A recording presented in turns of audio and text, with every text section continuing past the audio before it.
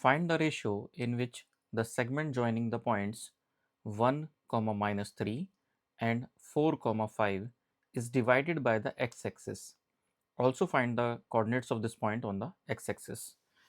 तो यहाँ एक प्रॉब्लम दी गई है, इसमें कहा गया है कि दो पॉइंट्स हैं, एक है 1, माइनस 3, फॉर एग्जाम्पल इसको हम कहते हैं ए, या इसको हम कह सकते हैं x1 y1 कोऑर्डिनेट। दूसरा पॉइंट है बी जिसके कोऑर्डिनेट है 4, 5। तो सेक्शन फॉर्मूला लगाने के समय हमें इसको हम कह सकते हैं x2 y2। और यहाँ पे ये कहा गया है कि एक्स एक्सिस इन दोनों पॉइंट्स को ज्वाइन करने वाले लाइन सेगमेंट को कट करता है। तो ये किस रेशियो में कट करता है ये हमसे पूछा गया है, पहली चीज़। दूसरी चीज़ ये पूछी गई है कि जिस पॉइंट पे ये कट करता है एक्स एक्सिस पे, उस पॉइंट के कोऑर्डिनेट्स क्या होंगे।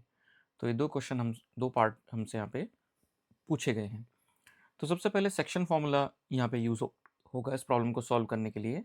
According to the section formula हम जानते हैं x is equal to M X two plus N X one upon M plus N, and y is equal to M Y two plus N Y one upon M plus N. यहाँ पे x unknown है तो उसको हम as it is रहने देते हैं, m into X two here is 4, तो यहाँ हम रख देते हैं 4 plus n times x1 is 1 here, तो यहाँ 1 रख देते हैं, divided by m plus n। इस तरह से इस इक्वेशन को भी हम यहीं तक सॉल्व करते हैं तो यह आ जा रहा है हमारा 4m plus N upon M plus N. इसे हम इक्वेशन 1 कह देते हैं। जो y का जो फॉर्मूला है उसमें y की प्लेस पे हम 0 रखेंगे, क्योंकि x एक्सिस पे कोई भी कोऑर्डिनेट हो उसका जो y कोऑर्डिनेट होता है वो 0 होता है। The ordinate of any point on the x axis is 0। तो यहाँ हम y के प्लेस पे 0 पुट करेंगे। देन m y2 है हमारा यहाँ पे 5, सो 5m plus n times y1, तो हमारा ये आ जाएगा माइनस का 3n upon m plus n। अब हम यहाँ m प्लस n को जब क्रॉस मल्टीप्लाई करेंगे जीरो में तो ये टर्म जीरो हो जाएगा, क्योंकि जीरो में कोई भी नंबर मल्टीप्लाई किया जाए तो वो जीरो हो जाता है। So zero is equal to 5m minus 3n, या हम कह सकते हैं 5m is equal to 3n। तो यहाँ से m अपॉन n रेशियो जो हमारा जाता है वो आ जाता है 3:5 रेशियो। तो ये पहले पार्ट का आंसर हो गया 3/5। अब ये जो रेशियो आया है इसको हमें यूटिलाइज करना है और हमें x की वैल्यू फाइंड आउट करनी है, क्योंकि हमें यहाँ पे x कोऑर्डिनेट निकालना है। x एक्सिस पे जो कट किया गया है पॉइंट, उसकी लोकेशन हमें फाइंड आउट करनी है इस पॉइंट की। तो उसके लिए हम थोड़ा सा मैनिपुलेशन कर सकते हैं इस इक्वेशन में।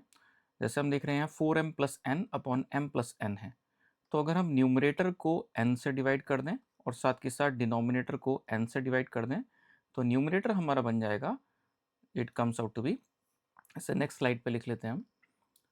तो न्यूमरेटर हो जाएगा हमारा 4 times m upon n plus n upon n divided by m upon n plus n upon n। तो यहाँ से वैल्यू आ जाएगी 4 multiplied by this ratio m upon n plus n upon n is 1 upon m upon n plus 1। अब यहाँ जो m upon n की value हमने calculate earlier कर रखी है 3/5, ये वैल्यू हम यहाँ पे पुट कर सकते हैं। So this becomes 4 multiplied by 3/5 plus 1 upon 3/5 plus 1। तो यहाँ से आ जाता है 12/5 1 को लिख सकते हैं हम 5/5, इसी तरह से 3/5 और 1 के प्लेस पे 5/5, तो ये हमारा आ जाता है 17/5 डिवाइडेड बाय 8/5। तो 5 से 5 कैंसिल आउट हो जाता है 17/8। तो लगभग ये वैल्यू आती है 2.125 के आसपास।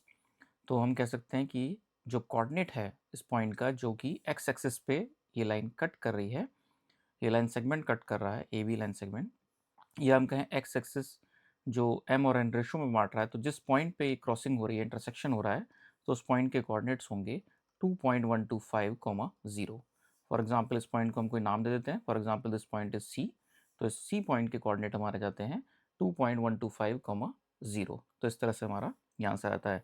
हमने जिस समय डायग्राम ये ड्रॉ किया था उस समय भी हम साफ साफ दिखाई दे रहा है कि हमारा जो आंसर आया है लगभग सही आया है यहाँ पे, क्योंकि हम देख रहे हैं कि 2 और 3 के बीच में आ रही है ये लाइन, और 2 से जस्ट एडजेसेंट है। तो इससे पता लगता है कि जो हमने डायग्राम ड्रॉ किया है साथ के साथ हमारा जो आंसर आया है वो काफ़ी हद तक हमारे मैच होते हुए दिखाई दे रहे हैं।